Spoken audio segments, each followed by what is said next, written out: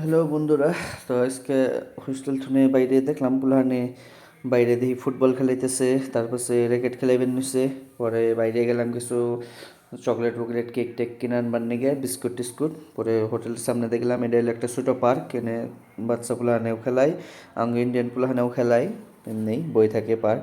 পরে আই গেলাম গা দোকান মার্কেটে, আইনে চকলেট টকলেট দেখলাম, কিন্তু কেক কোনটা নিমু সেটা বুঝতেছি না, যে এই স্কোয়ার শেপটা নেবো না রাউন্ড শেপটা নেবো। রাউন্ড শেপটা বেশি টেস্টি। আবার রেমবোর একটা দেখলাম তিনটা ভ্যারাইটিস, কিন্তু ভাবলাম যে স্কোয়ারটাই নেবো, ওইটার টেস্ট বেশি হয়। এই বাটিগুনে 200 টাকা করে একটা বাটি। পরে পরে গেলাম গাম্বুরা চাউমিন নেবেন নিকে, মানে কিবা নুডলস টুডলস নিয়ে যাই। পরে ইন্ডিয়ান ম্যাগি তো আসতে পাবো না, কিন্তু এমনি এমনি খাল না গে হেন উপায় নাই। তো চাইনিজ কোম্পানি একটা আছে কিবা চিজ চিজ কি চিজ জানিস, ওইটা নিলাম।